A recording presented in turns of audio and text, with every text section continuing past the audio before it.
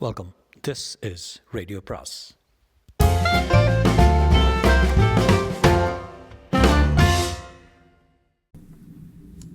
அனைவருக்கும் அன்பு வணக்கம். ராக்கி ரங்கராஜனின் லாரா அத்தியாயம் 17. மழை பெய்து கொண்டிருந்த ஒரு செப்டம்பர் மாலையில் ஹோட்டலை புதுப்பிக்கும் வேலை ஆரம்பமாயிற்று. வரிசையாக வேலையாட்கள் ஹோட்டலுக்குள் நுழைவதையும் இடித்து தள்ளத் தொடங்குவதையும் பார்த்தவாறு லாரா நின்றிருந்தாள். அந்த காலை வேளையிலேயே ஹவர்டும் வந்துவிட்டான். அவனை பார்க்க அவளுக்கு ஆச்சரியமாக இருந்தது. என்ன இவ்வளோ காலையில் வந்துட்டீங்க என்றாள். ராத்திரி பூரா எனக்கு தூக்கம் வரல என்று சொல்லி சிரித்தான் அவன். ஏதோ ஒரு பிரம்மாண்டமான விஷயத்துக்கு இது ஆரம்பம்னு உள்ளுணர்வு சொல்கிறது லாரா. 12 மாதங்களில் கேமரன் பேலஸ் திறக்கப்பட்டு விட்டது. பத்திரிகைகள் ஆஹா ஓஹோ என்று அதை பற்றி எழுதின. சிகாகோ ட்ரிபியூன் பத்திரிகையின் கட்டிடக்கலை விமர்சகர் வீட்டுக்கு வெளியே வீடு என்று ஹோட்டல்களை சும்மாவானும் வர்ணிப்பார்கள். ஆனால் நிஜமாகவே அப்படிப்பட்ட ஹோட்டலாக இது இருக்கிறது. லாரா கேமரன் மீது உலகம் ஒரு கண் வைத்திருக்கப் போகிறது என்று எழுதினார். முதல் மாதத்திலேயே ஹோட்டல் நிறைந்து விட்டது. வெயிட்டிங் லிஸ்ட் வேறு நீளமாக இருந்தது. ஹவர்டுக்கு ஒரே உற்சாகம். இந்த வேகத்தில் போனால் 12 வருடங்களில் கடன்கள் அடைந்துவிடும். அதன் பின் அது போதாது, நான் ஹோட்டல் கட்டணங்களை உயர்த்தப் போகிறேன் என்றாள் லாரா. ஹவர்டின் முகத்தில் கவலை குறிகள் எழுந்தன. கவலைப்படாதீங்க, எத்தனை கட்டணமானாலும் ஜனங்கள் கொடுப்பார்கள்.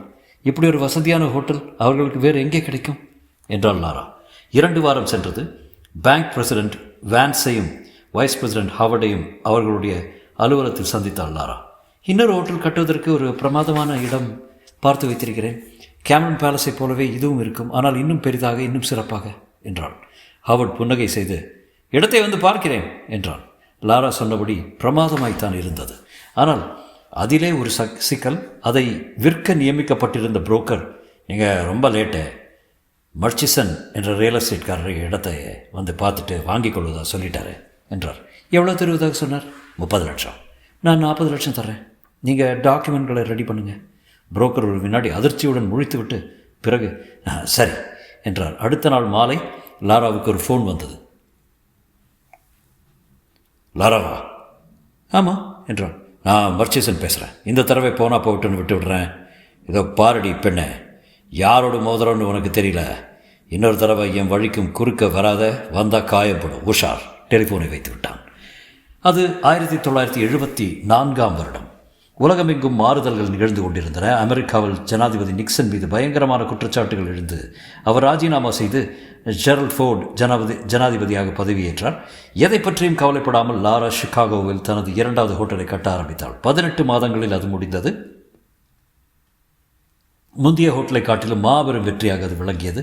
புகழ்பெற்ற பத்திரிகையான ஃபோர்ப்ஸ் எழுதியது, லாரா ஒரு மனித பிறவி அல்ல, தத்துவம். அவள் கொண்டுள்ள புதுமையான எண்ணங்கள் ஹோட்டல்களை பற்றிய தன்மைகளை அடியோடு மாற்றுகின்றன. ஆண்கள் மட்டுமே ஆதிக்கம் செலுத்தி வந்த ரியல் எஸ்டேட் துறையை லாரா படையெடுத்து வென்றுவிட்டாள். அத்தனை பேரையும் ஒரு பெண்ணினால் முறியடிக்க முடியும் என்று நிரூபித்து விட்டாள். சார்ல்ஸ் ஃபோன் செய்து லாராவை பாராட்டினார். கங்க்ராச்சுலேஷன்ஸ், உன்னை பற்றி எனக்கு பெருமையாக இருக்கு லாரா. எனக்கு உன்னை போல ஒரு சிஷ்யை இருந்ததே கிடையாது. எனக்கு உங்களை போல ஒரு குரு இருந்தது கிடையாது. நீங்கள் இல்லைன்னா எனக்கும் எந்த வழியும் தெரிந்திருக்காது என்றாள் லாரா. அப்படி இல்லை, நீயே ஒரு வழி கண்டுபிடித்திருப்பாய் என்றார் சார்ல்ஸ். 1975 ஜாஸ் திரைப்படம் நாட்டை கலக்கி எடுத்தது. ஜனங்கள் கடலில் செல்லவே அஞ்சி நடுங்கினார்கள். உலக ஜனத்தொகை 400 கோடியை தாண்டியது.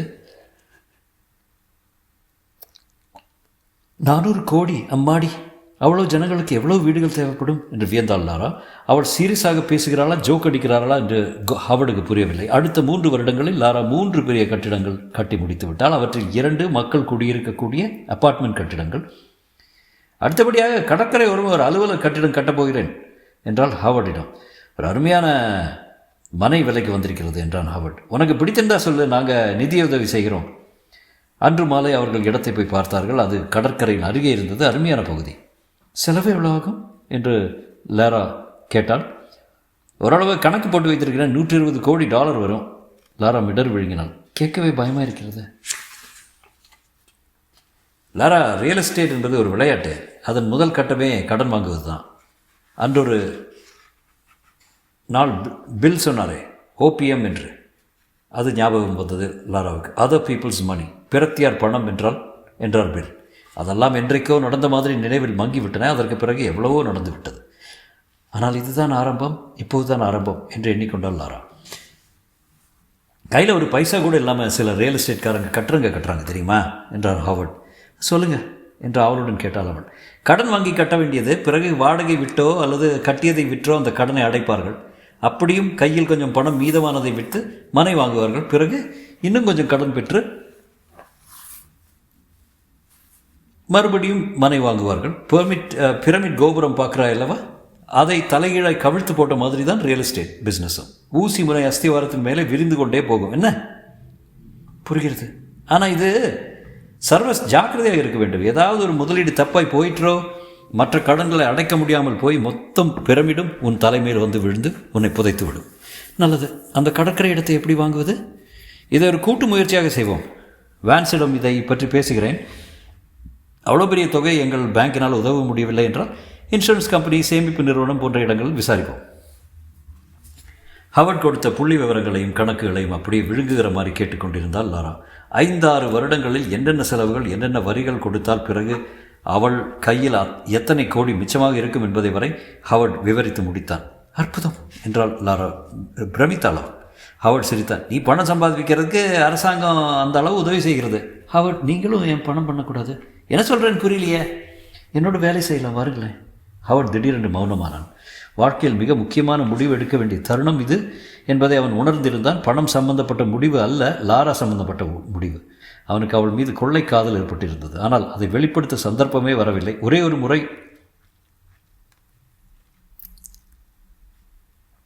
என்னை கல்யாணம் செய்து கொள்ளையா என்று அவளை கேட்டுவிட தீர்மானித்தான். அதற்காக ஒரு ராத்திரி பூரா மனசுக்குள் ஒத்திகை பார்த்து கொண்டான். அடுத்த நாள் காலை அவளிடம் போனான். லாரா, ஐ லவ் யூ என்று சொல்லிவிட்டான். அதற்கு அடுத்த வார்த்தையை சொல்லுவதற்குள் அவன் கன்னத்தில் பளிச்சென்று முத்தமிட்டு விட்டு, ஹவர்ட், எனக்கும் உங்களிடம் பிரியம்தான். இதோ இந்த பிளான்களை பாருங்கள், அடுத்து என்னென்ன வேலைகள் பாக்கி இருக்கிறது என்று குறித்து வைத்திருக்கிறேன் என்று கூறி ஒரு காகிதத்தை பிரித்து காட்டினாள். பயங்கரமான வேதனை ஏற்பட்டது ஹாவர்டுக்கு. அந்த அனுபவத்துக்கு பிறகு அவளிடம் திருமண பேச்சை எடுக்க தைரியமே வராமல் போய்விட்டது. இப்போது தன் தொழில் கூட்டாளியாக இருக்கும்படி கேட்கிறாள். இனி நாள் மொத்தமும் அவள் அருகிலே வேலை செய்ய வேண்டியிருக்கும். ஆனால் அவளை தொட முடியாது, அந்தரங்கமாக பேச முடியாது. என்னிடம் உங்களுக்கு நம்பிக்கை இருக்கிறதா ஹவர்ட்? இல்லை என்று சொன்னால் பைத்தியக்காரத்தனம். இப்போது உங்களுக்கு என்ன கிடைக்கிறதோ அதே போல் 2 மடங்கு தர்றேன். அத்துடன் லாபத்தில் 5%. நான் யோசித்து சொல்கிறேனே. இதில் யோசிப்பதற்கு என்ன இருக்கிறது ஹவர்ட்? அப்போதே முடிவுக்கு வந்து விட்டான் அவன். சரி பார்ட்னர்.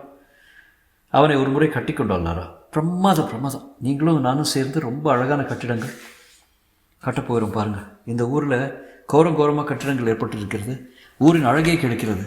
நாம் கட்டப்போகும் ஒவ்வொரு கட்டிடமும் இந்த ஊருக்கு அழகு சேர்ப்பதாக இருக்கும். அவள் கையை மெல்ல பற்றி, மாறமாட்டே லாரா என்றான். அவனை கடுமையாக பார்த்து, ஒரு நாளும் மாறமாட்டேன் என்றாள். அத்தியாயம் 18. 1970 தொடர்ந்து வந்த வருடங்களில் அமெரிக்காவிலும் உலகத்திலும் பலவிதமான மாறுதல்களும் முன்னேற்றங்களும் ஏற்பட்டன. அலுவலக கட்டிடங்களும் ஹோட்டல்களும் கடற்கரை விடுதிகளும் வானளாவும் குடியிருப்புகளும் ஏராளமாக கட்டினாள் லாரா. அவள் வெளியே அதிகம் செல்வதில்லை. அப்படியே சென்றாலும் ஜாஸ் இசை கச்சேரிகள் நடக்கும் கிளப்புகளுக்கு தான் சென்றால். ஜாஸ் இசை அவளை கவர்ந்திருந்தது.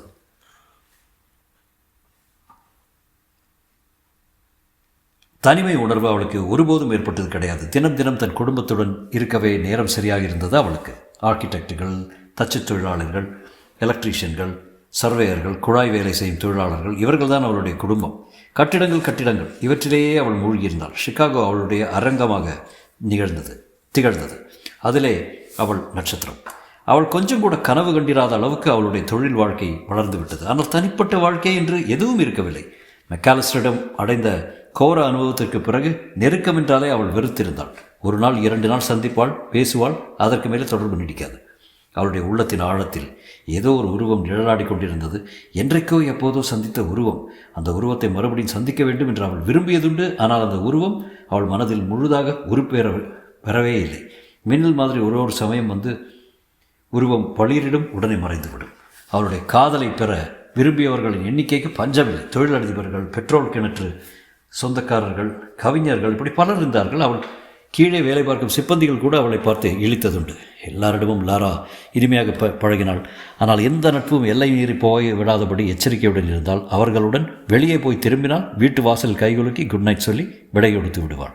ஆனால் ஒருவனை மட்டும் அவளையும் அறியாமல் அவள் மனம் நாடியது. அவன் பெயர் ராயன். லாராவின் கட்டிட வேலை ஒன்றில் தலைமை ஃபோர்மேனாக இருந்தான். அவன் இளைஞன், அழகானவன், பளிச்சென்று புன்னகை செய்தான். அவன் வேலை செய்யும் இடத்துக்கு தேவையில்லாமல் அடிக்கடி செல்ல ஆரம்பித்தான் லாரா. சந்திக்கும் போது இருவரும் கட்டிட வேலைகளை பற்றி தான் பேசுவார்கள். ஆனால் அவர்கள் மனதுக்குள் வேறு எண்ணங்கள் ஓடிக்கொண்டிருக்கும். அதை இருவருமே உணர்ந்திருந்தார்கள். இன்று என்னுடன் டின்னர் சாப்பிட வருகிறீங்களா என்று ஒரு நாள் அழைத்தான் ராயன். லாராவின் இதயம் கும் என்று ஒரு துள்ள துள்ளியது. ஓ என்றான். ஆனால் அவன் அவளை எங்கேயும் அழைத்துச் செல்லவில்லை. இரவு அங்கேயே தங்கிவிட்டான். எவ்வளோ அழகான பெண்ணே என்று சொல்லி அவள் இடையை அணைத்தான். லாரா தன்னை மறந்தாள். தன் வாழ்க்கையில் ராயனை போன்ற ஒருவனை சந்தித்ததே இல்லை என்று எண்ணிக்கொண்டாள். தனக்கு சமமான புத்தி கூர்மை அவனுக்கு இருப்பதாக நினைத்து மகிழ்ந்தாள். அடுத்த நாள் காலை ராயன் வேலை செய்து கொண்டிருந்த இடத்துக்கு அவள் சென்றபோது உயரத்தில் ஸ்டீல் கேர்டர்களின் மீது அவன் நின்று கொண்டிருப்பதை கண்டால். வேலையாட்களுக்கு அவன் உத்தரவு பிறப்பித்துக் கொண்டிருப்பது தெரிந்தது. லிஃப்டை நோக்கி அவள் நடக்கையில் ஒரு ஆள் அவனை பார்த்து இழித்து, குட் மார்னிங் மிஸ் லாரா என்றான். அவன் குரல் ஏதோ ஒரு வகை கேலி இருப்பது போல லாராவுக்கு பட்டது. இன்னொரு ஆள் எதிர்பட்டான். குட் மார்னிங் மிஸ் லாரா என்றான். அவனும் விகாரமாக இழித்தபடி. மேலும் 2 ஆட்கள் வந்தார்கள். குட் மார்னிங் மிஸ் லாரா என்றான் இழிப்புடன். லாரா தன்னையும் சுற்றிலும் பார்வையிட ஓடவிட்டால் அத்தனை ஆட்களும் தன்னையை பார்த்து கொண்டிருப்பது சிரிப்பை அடக்கிக் கொள்வதும் தெரிந்தது. கோபத்தால் லாராவின் முகம் சிவந்து விட்டது. தன் அந்தரங்கத்தை அத்தனை பேருக்கும் ராயன் பரப்பி இருக்கிறான் என்று புரிந்தது. நேரே ராயனை நோக்கி நடந்தாள். அவளை பார்த்ததுமே ராயன் பெருசாக புன்சிரிப்பு காட்டி, வாடாலை, இன்று ராத்திரி டின்னருக்கு போகலாமா என்றான். டின்னரா? பட்னி தான் உனக்கு. இன்று முதல் உனக்கு இங்கே வேலை கிடையாது, டிஸ்மிஸ் என்று கடும் சினத்துடன் கூறிவிட்டு திரும்பி நடந்தாள் அவள். லாரா கட்டிய ஒவ்வொரு கட்டிடமும் ஒவ்வொரு வகையில் பழமைக்கு சவாலாக விளங்கியது. பில் அன்றொரு நாள் சொன்னது போல, இடம் எந்த இடத்தில் கட்டிடம் கட்டுகிறோம் என்பதுதான் முக்கியம் என்பது உண்மையாயிற்று. அவளுடைய சாம்ராஜ்யம் விரிந்து கொண்டே போயிற்று. நகர சபைக்கும் பத்திரிகைகளுக்கும் பொதுமக்களுக்கும் அவளிடம் அபார மோகம் ஏற்பட்டது. கவர்ச்சி நட்சத்திரமாக அவள் ஜொலித்தாள். நிதி உதவி நிகழ்ச்சிகளுக்கு சென்றாலும் சரி, இசையரங்குகளுக்கு சென்றாலும் சரி, அவளை படம் எடுக்க புகைப்படக்காரர்கள் நான் நீ என்று முண்டினார்கள். பத்திரிகைகளிலும் டெலிவிஷன்களிலும் நாளுக்கு நாள் அதிகமாக அவள் காட்சியளித்தாள். அவள் கட்டிய அத்தனை கட்டிடங்களும் வெற்றி சிகரங்களாக விளங்கின. ஆனால் அவள் திருப்தி அடையவில்லை. வேறு ஏதோ ஒரு அற்புதம் நிகழ்வதற்காக காத்திருப்பது போல இருந்தது அவளுக்கு. ஒரு கதவு திறக்கப் போகிறது, ஒரு மாயாஜாலம் நிகழப்போகிறது. ஹவர்டினால் அவளை புரிந்து கொள்ள முடியவில்லை. உனக்கு என்னதான் வேண்டும் லாரா? இன்னும் என்றாள் அவள். அதற்கு மேல் எந்த பதிலையும் பெற அவனால் முடியவில்லை. ஒரு நாள் ஹவர்டிடம் கேட்டாள், கூட்டுகிறவர்களுக்கும் துடைப்பவர்களுக்கும் மெழுகுபவர்களுக்கும் நாம் ஒவ்வொரு மாதமும் எவ்வளவு கொடுத்து வருகிறோம் தெரியுமா? நிறைய தான், ஆனால் அவங்க ஒரு தனியான பிரிவே என்றான் அவள். அந்த பிரிவை நாமே நடத்தினால்? என்ன சொல்கிறாய்? அவர்களை நாமே அமர்த்தி ஒரு அமைப்பு உருவாக்குவோம். அவர்கள் நமக்கு வேலை செய்யட்டும், மற்றவர்களுக்கு நாம் சப்ளை செய்வோம் என்றாள் லாரா. அந்த திட்டமும் வெற்றிகரமாக நிறைவேற லாபம் குவியத் தொடங்கியது. லாரா தன் சொந்த உணர்வுகளை வெளியே காட்டாமல் வேலி கட்டி வைத்திருக்கிறாள் என்று ஹவர்டுக்கு தோன்றியது. வேறு எவரை காட்டிலும் அவன்தான் அவளிடம் மிக நெருக்கமாக பழகி வந்தான். ஆனால் அவள் தப்பித்தவரை கூட தன் குடும்பத்தை பற்றியோ பின்னணியை பற்றியோ அவனிடம் பேசியது கிடையாது. ஏதோ ஒரு மூடுபனிக்கு பின்னே இருந்து திடுவென்று ஒரு பெரிய உருவம் வெளிப்பட்டது போல விளங்கினாள் லாரா. ஆரம்ப காலத்தில் ஹவர்ட் அவளுக்கு குருவாக விளங்கினான், வழிகாட்டினான், யோசனைகள் கூறினான். ஆனால் இப்போதெல்லாம் எந்த விஷயத்தையும் லாரா தானே முடிவு செய்தாள். குருவுக்கு மிஞ்சிய சிஷ்யாக ஆகிவிட்டாள். தன் வழியில் எது குறுக்கிடவும் அவள் அனுமதிப்பதில்லை. எதிர்க்க முடியாத சக்தியாக திகழ்ந்தால் அவளை தடுத்து நிறுத்த எதனாலும் யாராலும் முடியவில்லை. செய்கிற காரியம் பூர்ணமாக முழுமையாக அமைய வேண்டும் என்று வலியுறுத்துகிறாள் அவள். தான் நினைப்பது என்ன என்பது அவளுக்கு தெரியும். அது நடக்கிற வரையில் விடமாட்டாள். முதலில் சில தொழிலாளிகள் அவளை ஏமாற்ற பார்த்ததுண்டு. ரியல் எஸ்டேட் பிஸ்னஸில் ஒரு பெண் ஈடுபட்டு அவர்கள் அதுவரை கண்டதில்லை. ஆகவே அவர்களுக்கு வேடிக்கையாக இருந்தது. ஆனால் விரைவிலேயே உண்மையை உணர்ந்து கொண்டார்கள். ஒரு முறை நடக்காத வேலையை நடந்ததாக ஒரு ஃபோர்மேன் கணக்கு காட்டுவதை கண்டுவிட்டால் அவனை மற்ற தொழிலாளர்கள் எதிரில் நிறுத்தி வைத்து அவன் செய்த குற்றத்தை சொல்லி வேலையிலிருந்து டிஸ்மிஸ் செய்தாள். கட்டிட வேலை நடக்கும் இடத்துக்கு தினம் காலையில் வந்தாள். 6 மணிக்கு தொழிலாளர்கள் வருவார்கள். தங்களுக்கு முன்பே லாரா வந்திருப்பது காத்திருப்பதை கண்டு திகைப்பார்கள். அவளுடைய காது கேட்க சிலர் ஆபாச ஜோக்குகள் சொல்வதுண்டு, ஆபாச சைகைகள் செய்வதுண்டு. எப்போதாவது ஒருவன் அவள் மீது கைப்பட்டுவிட்ட மாதிரி நடித்து சாரி என்பான். பரவாயில்லை என்பாள் லாரா. உனக்கு சேர வேண்டிய கூலியை வாங்கி கொண்டு நடைய கட்டு. அவளிடம் வம்பு செய்ய எண்ணியிருந்தவர்கள் நாளடைவில் மாறி அவளிடம் மதிப்பு காட்டத் தொடங்கினார்கள். ஒரு நாள் ஹவர்டுடன் காரில் கெட்ஸி அவென்யூ என்ற பகுதியில் சென்று கொண்டிருந்தாள் லாரா. ஒரு இடத்தில் சின்ன சின்ன கடைகளாக அடைந்து கிடந்தன. லாரா காரை நிறுத்தினாள். எவ்வளோ வீணாக போய்கொண்டிருக்குது இந்த இடம், பெருசாக ஒரு கட்டிடம் இல்லாமல் என்றாள் ஹவர்டிடம். ஓ செய்யலாம், ஆனால் இதில் ஒரு பிரச்சனை உண்டு. ஒவ்வொரு கடைக்காரனையும் தனித்தனியாக சரி கட்டி அவனுடைய இடத்தை விலைக்கு வாங்கணும். சிலர் விற்க விடாமல் இருக்கலாம். அதிக விலை கொடுப்போமே. லாரா, விளக்கமாக சொல்கிறேன் கேளு. பல பேரிடம் கடைகளை வாங்கிய பிறகு ஒரே ஒருவன் விற்க மறுத்தாலும் போச்சு. தேவையில்லாமல் பல கடைகள் நம் கையில் இருக்கும். அதுதான் மிச்சம்.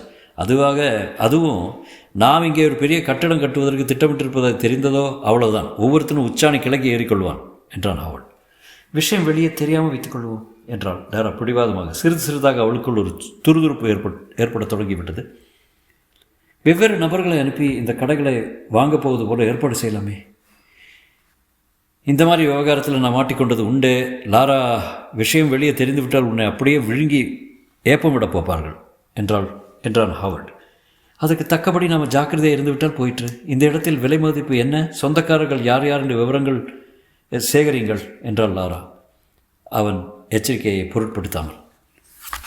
தொடரும்.